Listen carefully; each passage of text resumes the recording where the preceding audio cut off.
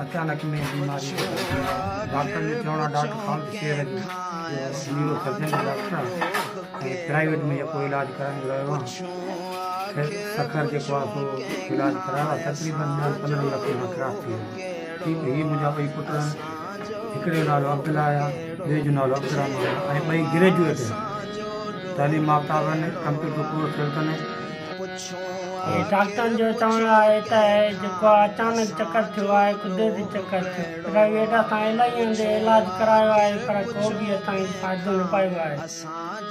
जो असां वटि उहा शइ न रही आहे जो असां घर में कुझु हाणे खाऊं। जेको कुझु घर जो हुयो उहो खपाए मां पंहिंजे बचनि ते ख़र्चु कयो।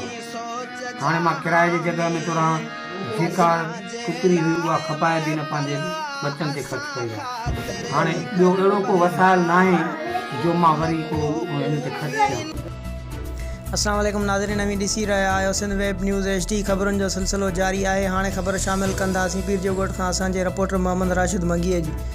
हिकु बेवस ऐं लाचार पीर सन पीर जी इंसानियत जे अलमबरदार इंसाननि खे दर्दमंदाना अपील।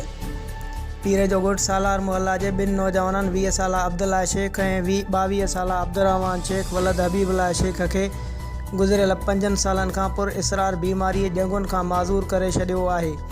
उन सिलसिले में नौजवाननि जे वालिद हबीबुल्ला शेख उर्दू सिंधी मीडिया ग्रुप पीर जो ॻोठ सां ॻाल्हाईंदे चयो आहे त मुंहिंजा ॿई पुट स्कूल में पोज़ीशन माणींदा हुआ। कुझु अरसो पहिरियां कंहिं पुरइसरार बीमारीअ सबबु डॉक्टरनि खां इलाज कराइण खां पोइ हिकु अजीब क़िस्म जी बीमारी थी पई जेका ज़ाहिर न थी सघी, जंहिं सबबु ॿई नौजवान ॼंगुनि खां माज़ूर थी विया हुआ, जिन जे इलाज ते घर जी जॻह प्लाट नीलाम करण सां गॾु घर में रखियल सोन ऐं लखें रुपया ख़र्च करे छॾिया आहिनि पर को बि नुमाया फ़र्क़ु नज़र न पियो अचे।